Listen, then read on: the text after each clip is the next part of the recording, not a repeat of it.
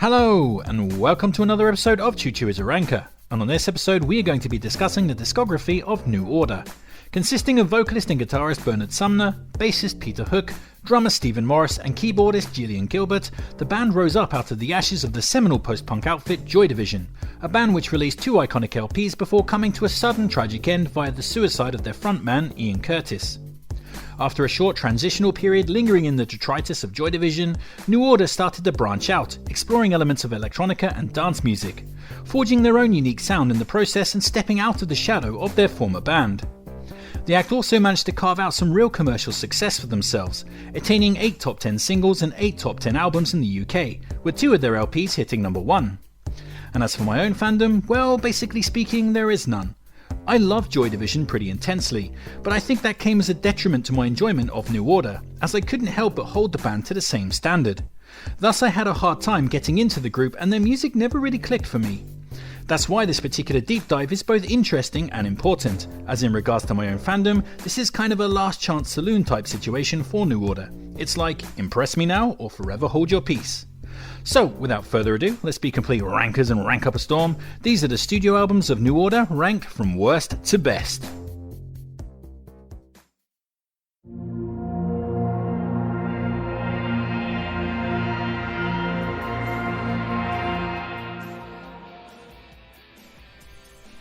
So, we're going to be kicking off this list with Get Ready from 2001, which was the band's 7th LP and the first after a break of 8 years. It was also the last New Order LP to feature the band's original lineup, as keyboardist Gillian Gilbert would leave the band shortly after. And here we find the group putting aside the acid house and dance-inflected stylings of their previous few releases and instead concentrating on wiry guitar rock. Indeed, Get Ready is New Order's most traditionally rocking album, stuffed full of distorted, grinding guitars and straight-ahead thumping compositions. And whilst I appreciate the general concept of that move, the band haven't really pulled it off in a convincing fashion. There's nothing on this record that we haven't heard a billion times over from a billion different bands. Get Ready sadly represents meat and potatoes indie rock 101. There's nothing unique or interesting about this particular set of songs at all. That said, it's not explicitly bad either.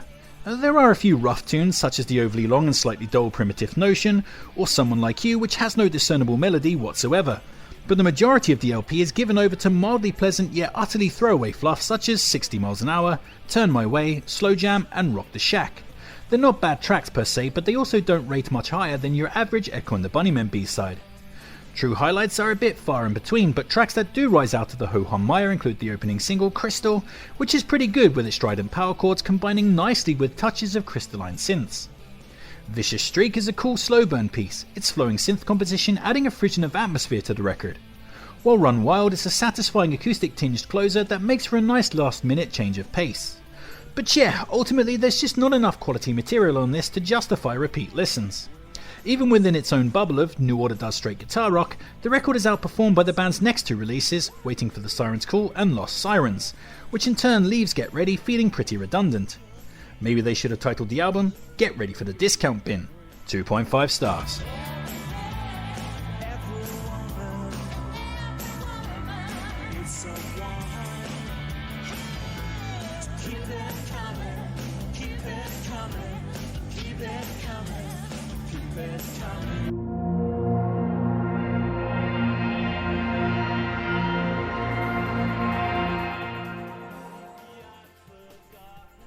Next up we have Republic from 1993, which was the band's 6th LP, and on this release the group are doubling down on the acid house and dance elements of their previous LP, Technique, only this time sounding a few years too late to the party and much more professional and slickly produced, but somehow, on those last 2 points, not in a good way. It's kind of hard to explain, but the earlier New Order records have a kind of ramshackle DIY charm to them, like they're only just about holding together via a mix of gaffer tape and bravado. It feels as though at any second a producer is going to walk in on the band and discover that they can only barely play their instruments. That was a fun aspect that the band managed to carry over from their Joy Division days. But finally, that amateurish element of the band is dissolved forever here in favour of slick, major label radio pop that couldn't sound more from the early 90s if you gave it a centre parting, put it in a Teenage Mutant Ninja Turtle sweatshirt and made it play endless hours of Street Fighter II on Super Nintendo. Sadly, as well as not being as naively charming as Technique, Republic is also not nearly as good. In fact, it's arguably the band's most inconsistent record. There are some good songs on it, Regret is a jangly slice of catchy guitar pop that sounds not unlike a rocked up take on the Pet Shop Boys. World is great with its cheesy 90s dance soundscapes housing an instantly memorable chorus that made for a commanding top 20 hit.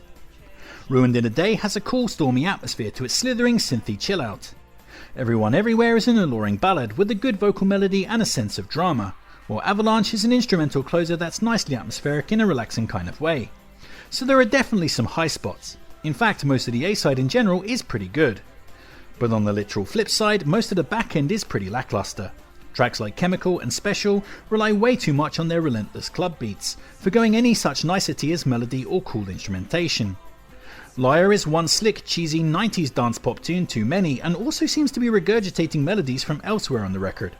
While Times Change has a naff spoken word vocal and a basic stabby synth composition that tries its best to be repellent.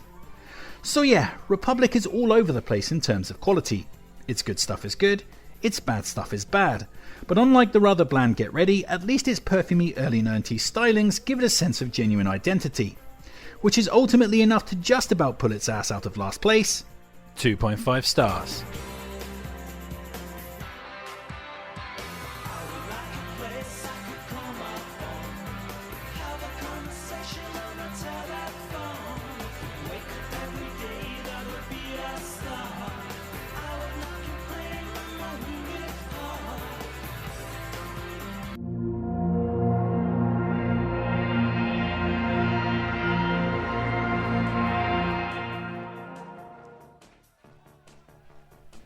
Next up we have Waiting for the Siren's Call from 2005, which was the band's 8th LP. And around this point in history, post-punk was experiencing a resurgence, powered by a new generation of bands such as Interpol. This in turn led a new generation of fans to discover the delights of Joy Division and thus also New Order. The band seemed to be positioned right in the centre of the zeitgeist once more, transitioning into an official role as national treasures and elder statesmen. And the band were inspired by this boon in success and became incredibly prolific, writing and recording enough material to flirt with the idea of putting out a double album. Mercifully, the band came to their senses, opting to put out 2 albums in quick succession instead.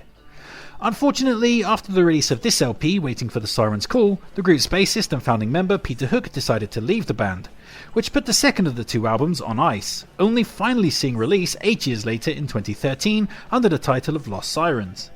And stylistically speaking, this LP sees the band enter into pleasant autopilot territory, putting aside the grinding rock of their previous album Get Ready and instead indulging in wispy jangle pop, with some of the band's electronica and dance leanings creeping in around the edges. It's a mix that doesn't set the world alight but is still robust and mildly enjoyable, even if at 56 minutes it is a bit too long for its own good.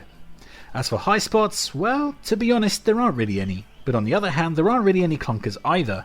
Everything just exists in that little grey area labelled decent but also immediately forgettable. Still, the opening duo of Who's Joe and Hey What You Doing Now have an easy, jangly charm to them. Title track Waiting for the Siren's Call has a nice driving bass pulse and a slick guitar pop catchiness. Lead single Crafty has a late period Echo and the Bunnymen glide to it, while closer Working Overtime is a fun rocker that makes for an amusingly lightweight way to end the record. So yeah, this is an album doomed to be damned by faint praise. It's okay, it's fine, but it's also an album that I'll probably never listen to again. It's also damaged by the fact that its successor, Lost Sirens, does the same kind of thing, only in a much more concise and enjoyable way.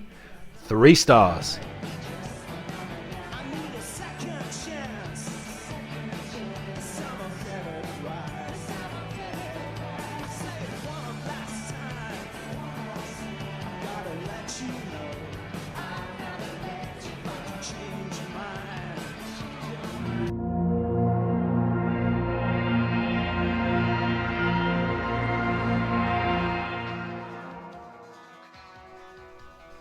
Coming in next we have Movement from 1981, which was the band's debut LP, and on this record New Order sound completely lost and adrift.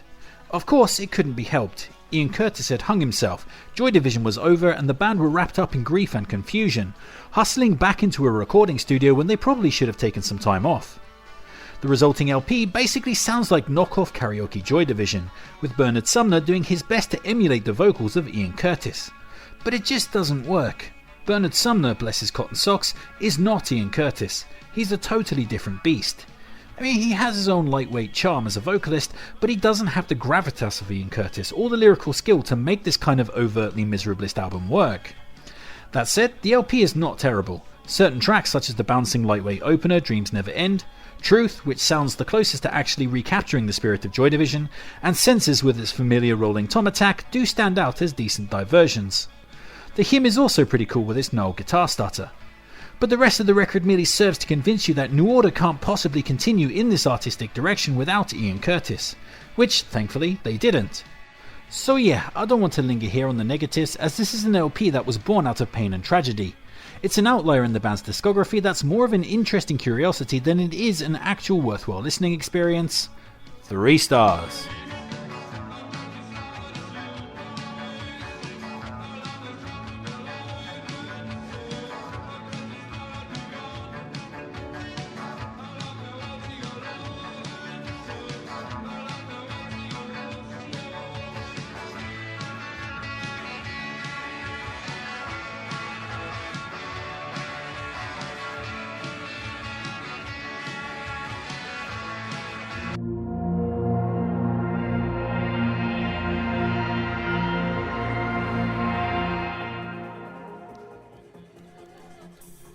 Next up we have Lost Sirens from 2013, which was the band's 9th LP.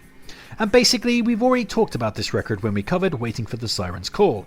The 2 albums were recorded in the same sessions and were supposed to be released in quick succession, but the departure of Peter Hook delayed the record by 8 years. As such, this is the last to feature the iconic bassist. And what we have here is a simple yet slickly produced guitar pop record, and that's it really. In that sense, Lost Sirens kind of reminds me of a 90s Britpop album. It's short, catchy and to the point, prioritising immediate hooks over atmospheric subtlety or progressive ideas. But it actually works pretty well, even outshining its more notable predecessor. Lost Sirens manages this by shaving almost 20 minutes off Waiting for the Siren's Call's runtime, clocking in at an easily manageable 38 minutes. And that brevity also brings with it a better consistency. There's little in the way of filler here, with almost all the tracks deserving their spot on the tracklist. Highlights from a solidly entertaining release includes the confident opener, I'll Stay With You, which quickly signals the type of slick guitar pop that's about to be served. Sugarcane balances his upbeat radio-friendly melody with a cool chunky bass synth that adds a dance floor groove to the track. Recoil is an atmospheric lyrical dirge with a strangely addictive piano figure and a beautiful extended instrumental break. California Grass has a brooding quality to its distorted guitar rock, as well as an ear-grabbing lyric that seems to be about buying weed from a grocery store. While I've Got a Feeling is great with its Graham Coxon style guitar riffage and explosive Britpop style chorus. So yeah, whilst never going to shake the foundations of music or anything like that, Lost Sirens is still a consistent and entertaining album of catchy guitar rock, and sometimes that's just all you need. 3.5 stars.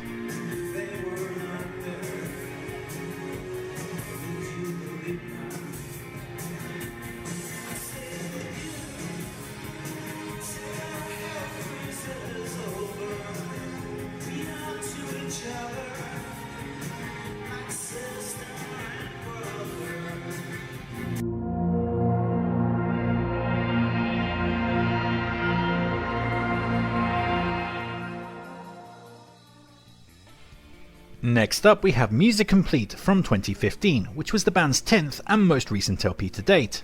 And if you judge a book by its cover, or in this case its title, it could potentially be the band's final LP.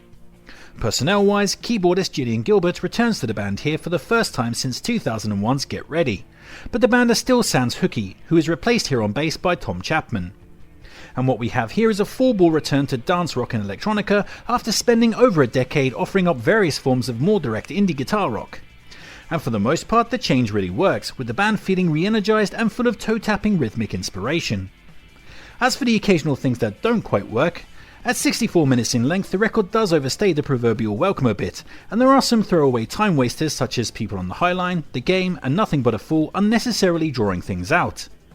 But the majority of the record is slick club ready fun. Singularity is rad with its epic gothic dance composition bringing just the right mix of banging club beats and dark atmosphere. Tutti Frutti has a 6-minute shimmy and glide to it that's pretty cool. Stray Dog is a pounding dirge with some attention-grabbing spoken word lyrics delivered via the super gravelly tones of Iggy Pop. Unlearn This Hatred has a great balance of rolling beats and pristine synth riffs that are immediately engaging, while Superheated is a worthwhile closer with some nice touches of faux strings and a blossoming emotional vibe. So yeah, this is a pretty good record of electronica that would serve the band well as a final stanza, if that's what it comes to. I think New Order would need a pretty strong reason to release another record, seeming as this particular LP represents a late career high, 4 stars.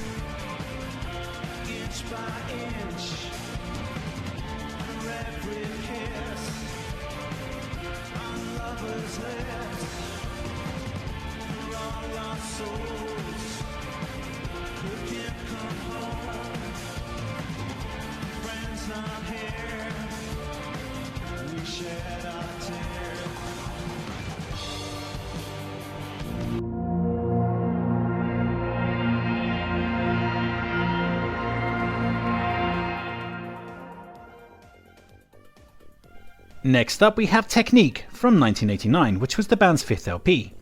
And this album famously saw the band getting heavily involved with the Balearic beat movement that was coming out of the Ibiza club scene, with the band incorporating elements of the emergent acid house genre into their music and thus bursting through into the mainstream zeitgeist as rave culture inevitably exploded all across the UK, which in turn made New Order look distinctly hip and ahead of the curve. But at the same time, the band also turned in a more pop-orientated jangle direction, leaving this record as an unusual bridge between two very different genres that courts two very different fandoms.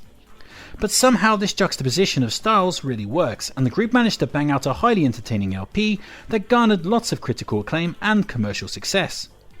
Highlights from the more dance-orientated portions of the LP includes the opening Fine Time, which is great with its jumble synth barrage and fall-to-the-floor beats pushing the band deeper into dance than they had ever gone before, even as the lyrics confess. Hey, you know, I've met a lot of cool chicks, but I've never met one with all her own teeth. That's why I love you. Which is a damning yet accurate indictment of British dentistry. In UK it really does take an overcharging crook to fix crooked teeth. Round and Round has radio-friendly choruses for days, a charming, typically early 90s sounding synth riff and a pounding rhythm, while Vanishing Point has some blasting beats and a dancey groove but also makes time for a sense of space and touches of atmosphere building. On the more jangly side of the fence you have the likes of All The Way and Loveless, which brings some peak Echo and the Bunnymen and Cure vibes to the table, delighting in a way that only 1980s jangle pop can. Guilty Partner is a brooding rocker that pulls you in with its pulsing sliver and slightly menacing assertion from Sumner that "You'll come back to me," while Run is another enjoyably catchy lightweight jangle rock tune that features some ear-grabbing flashes of lead guitar riffage. So yeah, add into that the stuttering shimmy of the jangling closer, Dream Attack, and you have a fantastic LP that stands as one of the most satisfying amalgamations of rock and acid house ever recorded. 4.5 stars.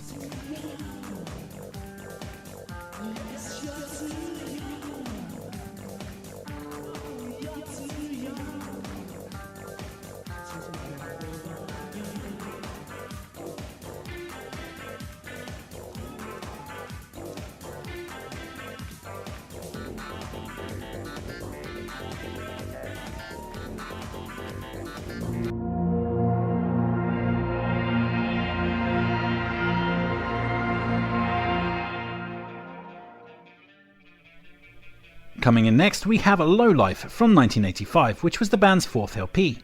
And this album is where New Order truly grew into themselves, crafting the type of dance-inflected jangle rock that would become the band's bread and butter and typify their trademark sound. And the LP is nicely consistent, with some really memorable tunes nestling within its shimmering foils. Love Vigilantes kicks the record off with a lighter, more jangly side to the band than had ever been seen before. Conversely, The Perfect Kiss has a fun dancey energy that takes a leap on from the band's first big hit, Blue Monday, its electronic beats and blocky synth textures being a real standout. Sunrise, meanwhile, is arguably my favourite New Order song, with its epic striding rock kicking ass all the way through its 6-minute runtime. The main lead guitar riff on the track is absolutely badass. Elegia is a great instrumental that takes a faux baroque harpsichord synth and weaves it into an atmospheric melancholy-soaked piece that's very enjoyable indeed. Sooner Than You Think is a nicely sequenced ballad that keeps the momentum of the record flowing nicely, while Subculture is textbook New Order. It's exactly what you think of when you imagine a New Order song. Thumping dance beats, blocky, slightly cheesy sounding synths, and amateurish yet charming vocals that somehow come together brilliantly to make something much better than its individual components could ever suggest. So yeah, Low Life is a great New Order LP that pushed the band's sound onto the next stage of their career and has a great overall rhythmic thrust to it. 4.5 stars.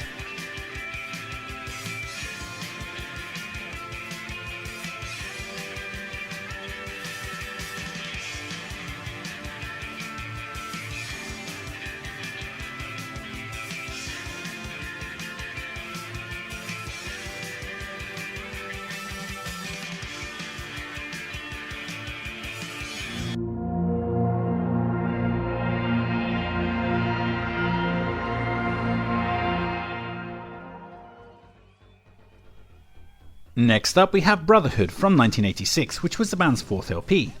And yeah, I'm sure I'm getting a few sideways looks right now, as Brotherhood is generally considered to be the weak link in the band's golden period, unluckily sandwiched between Low Life and Technique, which are largely considered to be superior albums.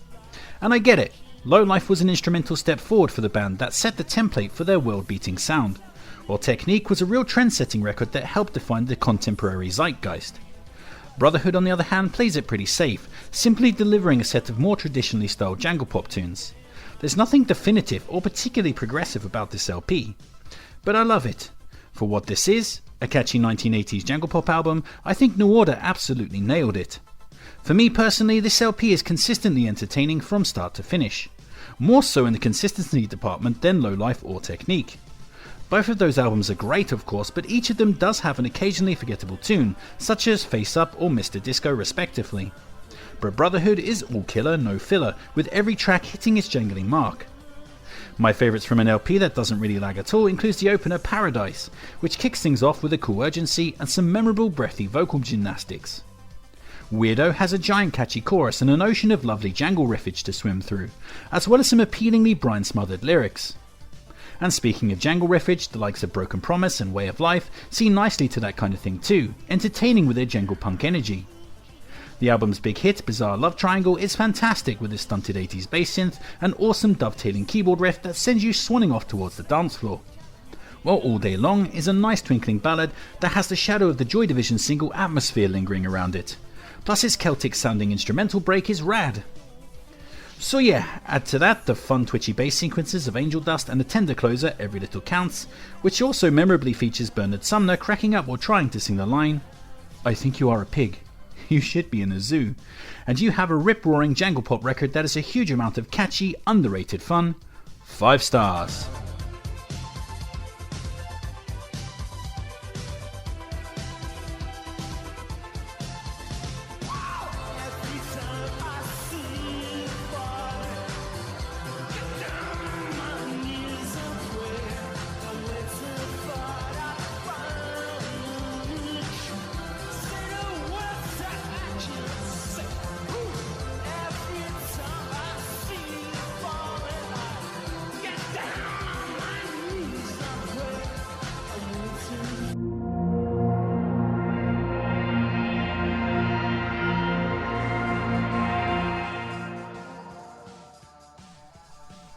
So here we are at the top of the mountain, and the New Order gold medal is going to go to Power, Corruption and Lies from 1983, which was the band's second LP.